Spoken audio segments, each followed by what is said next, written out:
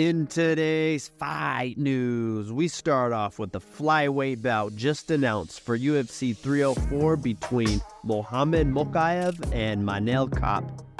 The UFC has just released the official poster for UFC 303 McGregor vs. Chandler. What do you guys think? Let us know in the comments below. Lightweight champion Islam Mokaev will be training with former UFC champion and Hall of Famer Frankie Edgar at the Nick Capone MMA camp. Speaking of Mokaev, the champion posted a video of him hitting the punch machine and getting a score of 973, after which his upcoming opponent Dustin the Diamond Poirier posted on his Instagram stating, "Watching that video of Islam on the punching machine. Pull up." It looks like the former interim champion Poirier wants to challenge that score.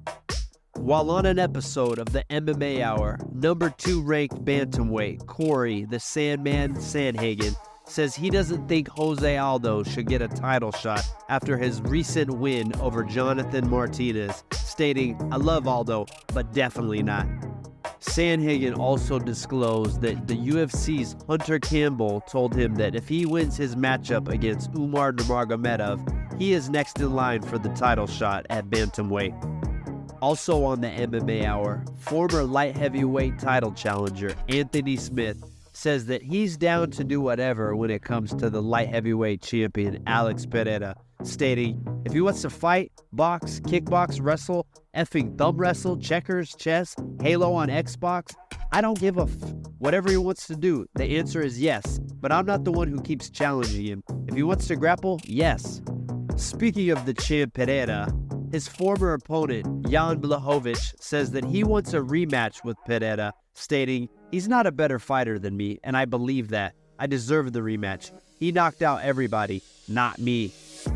BKFC superstar Mike Perry was also on an episode of the MMA Hour, and he told Ariel Helwani that it's possible we might see him in an MMA fight again as soon as July. However, Perry would not state which organization he would come back fighting under. Perry also disclosed that he was offered a fight against Julio Cesar Chavez Jr. on the upcoming Jake Paul vs. Mike Tyson undercard, but he didn't take the fight because the pay was too low. Platinum Perry also said that when he sparred Jake Paul, he took his best shots and kept coming forward, which he said broke Paul inside just a little bit. Mike Perry actually called out Jake Paul to release the sparring footage. No word yet if it's going to happen or not. Former middleweight title challenger Chael Sonnen says that he was offered to be the backup fighter for the upcoming Nate Diaz vs. Jorge Masvidal boxing fight. Uncle Chael also said that welterweight standout Colby Covington did an amazing job and some of his finest troll work against Ian Machado Gary in the past few weeks, and he stated that we are going to miss Covington when he is gone. Ahead of his upcoming UFC St. Louis main event, former title challenger Derek Lewis, quote-unquote, says, "I actually really feel like this is my prime," in regards to breaking his recent 1-4 slump. While speaking to Aaron Bronstetter, Chase Hooper says that he is ready for a quote-unquote old-school showdown with his upcoming UFC St. Louis opponent, Slava Borshev.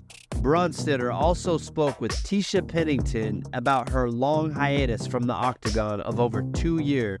Pennington will make her return to action this Saturday at UFC St. Louis. It looks like there's been a recent back and forth on X between former bantamweight champion Aljamain Sterling and Tim Welch, the coach of bantamweight champion Sugar Sean O'Malley. In boxing news, promoter Eddie Hearn tells Fight Hub TV that Devin Haney wants his recent loss to Ryan Garcia overturned and he wants Garcia disqualified due to positive drug tests that have been alleged. However, Hearn says that he does not see it happening since Devin Haney did lose that matchup and they are still waiting for the B samples to be released.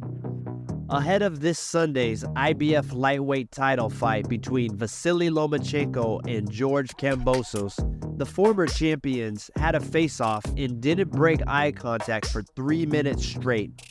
During the press conference, Kambosos Jr. was asked about Lomachenko's future, in which he responded, "When I beat Lomachenko, there will be no more road back for him to go. This is retirement for him." Juan Estrada and Jesse Bam Rodriguez also faced off ahead of their upcoming June 29th title fight. Thanks for watching. If you enjoy the content, like and subscribe.